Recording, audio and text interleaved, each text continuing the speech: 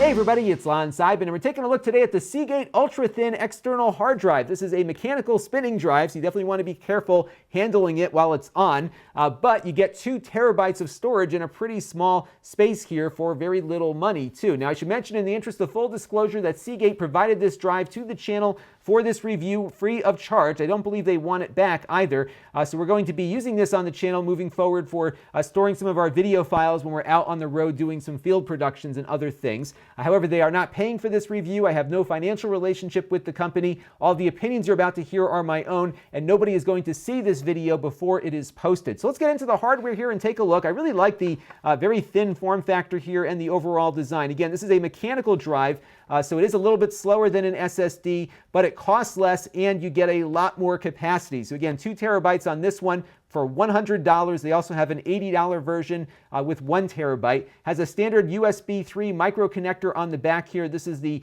USB 3.0 standard, or the new 3.1 Gen 1 standard, depending on how you look at it. Either way, it's the 5 gigabits per second speed, so the slower of the 2 USB speeds now. However, these spinning drives really can't make use of that new USB standard, so USB 3 is going to be just fine. Now, there isn't much to do to install the drive. You just have to plug it into your USB port on your computer and you will be ready to go. So most computers will just see it, it'll pop up and you can start putting files on there. If you want some additional software, they have some sitting on there for you. So there is a Windows backup utility, which we'll touch on briefly. It'll do some other stuff like backing up stuff from your phones or whatever, but it's not good and it's really not something I'd recommend using, but there is something on here if you need a backup utility on your Windows computer. On the Mac side, they recommend you use Time Machine, which is Apple's own backup system, which I would recommend actually over the Seagate software. And they give you a driver that allows you to write to the drive if it is formatted with the Windows NTFS format. So typically Macs can read that format, the NTFS format, but can't write to it. So that driver that's included on there will allow you to read and write. So if you're moving large files back and forth between a Windows PC and a Mac, you can do that with the driver they include, which is actually kind of useful. So let's take a look first at the Windows backup software. We'll touch on that briefly and then we'll look at some performance. So here is the Seagate dashboard software running on Windows, and you'll see you've got 4 different options of things you can do. It's very backup centric, as you can see. So you can do a PC backup, which actually isn't working at all for me at the moment. You have a mobile backup, which will allow you to back up photos from your mobile phone when you get back to the house. The problem is you have to have the drive connected and the software running on the Windows computer for this to all work. So it's a bit of a cumbersome process to have to get the app loaded up and make sure the drive is connected and have all this stuff running. I would probably recommend going with a network attached storage device if you're very serious about backing up devices automatically, because there's a lot of failure points in this mobile backup strategy here. One thing they can also do is connect to your social media accounts and download photos to your hard drive from them. Then you have a restore option here if you want to do a restore from a backup. But the problem I'm finding with the backup software is that it's not remembering the backups that I'm setting up. So I can go in here, maybe set a specific folder. I even created one for that purpose. So we'll click on our C drive here and I'll just uncheck everything and say I want to just back up this backup folder here that I created. And what I'm finding is that although it says it's going to start the backup, it never actually does. So if I click continue here, assign it to my backup plus drive, click continue again,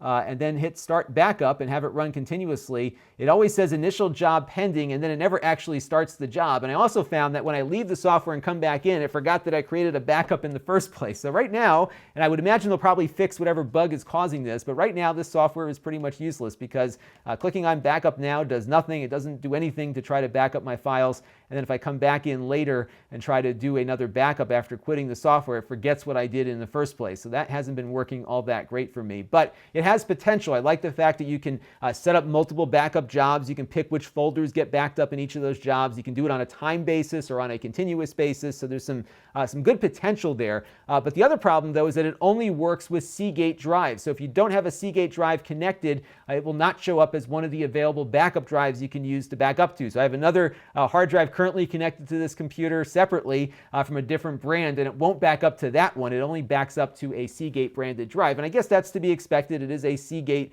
piece of software installed on a Seagate hard drive, but it would have been nice to have a little bit more flexibility in the backup software. So I would really recommend, if you are serious about using this as a backup drive and don't have backup software, go out and find a good package. Maybe I'll do a profile of a few in the near future to see what's out there. So let's take a look now at its performance and see how it stacks up there.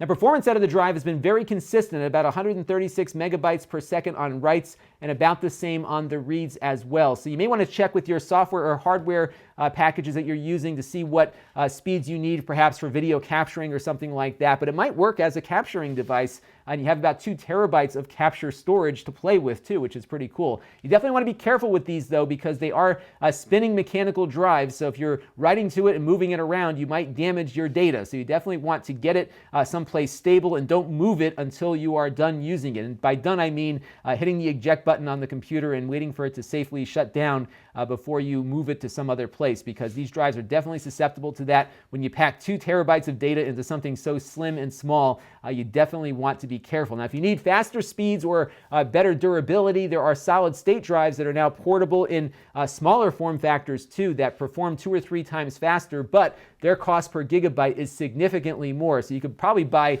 8 or 9 of these for what you would pay for 1 2 terabyte solid state portable drive, just to give you a perspective on cost differences there. So if you need some storage space and don't have a lot of money to spend, $100 for this is a pretty good deal. I don't like the software they include with it, but I typically don't buy these drives for their software. I buy them for what they are, which are really convenient and simple to use ways to store a lot of data. And this one accomplishes that quite well with good performance, nice form factor, relatively rugged, provided you are aware of some of the limitations of mechanical spinning drives, and definitely something I can recommend for quick and easy file storage. This is Lon.TV, and thanks for watching. This channel is brought to you by my Patreon supporters, including gold level supporter Shabib. If you want to help the channel, you can by contributing as little as $1 a month. Head over to Lon.TV/Patreon to learn more. And don't forget to subscribe. Visit Lon.TV/S.